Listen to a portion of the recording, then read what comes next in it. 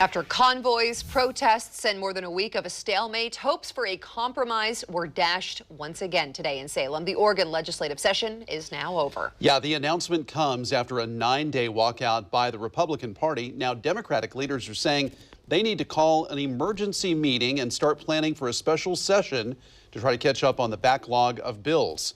Fox 12's Camilla Ortiz has the latest now from the state capitol.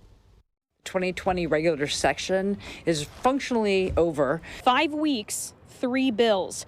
That's all the Oregon legislature has to show for this disastrous short session, which was ultimately shut down after a stalemate and Republican walkout over a carbon emissions bill. House Republican leader Christine Drazen told me Thursday that the plan was to come back Sunday to pass some priority funding bills both sides of the aisle could agree on. And we share those priorities with them.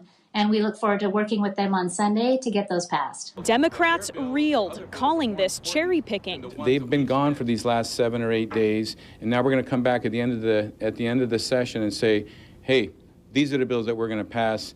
Everything else you did is irrelevant, and I think that's very disrespectful. But that FaceTime call with Drazen happened a few hours before Speaker Tina Kotek and Senate President Peter Courtney announced it was just time to move on. We were held hostage by Republican members who left the Senate and the House, supposedly over one bill. Rather than rushing through the backlog of bills in one day, the majority leaders are looking to a special session. You know all the bills are dead now, right? They have to all be redrafted, everything.